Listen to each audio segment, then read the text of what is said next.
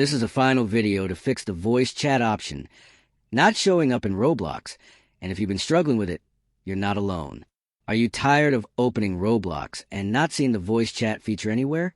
This usually happens because your account settings or age restrictions block the voice chat, or Roblox hasn't verified your account properly. Most tutorials on YouTube or social media make this process look complicated with too many steps that confuse you. But today on Rexist, I'll show you a simple trick that works in just a few clicks. All you need to do is check your account age, enable the correct privacy settings, and verify your email properly, and the voice chat option will appear instantly. Follow this method, and you'll save hours of frustration.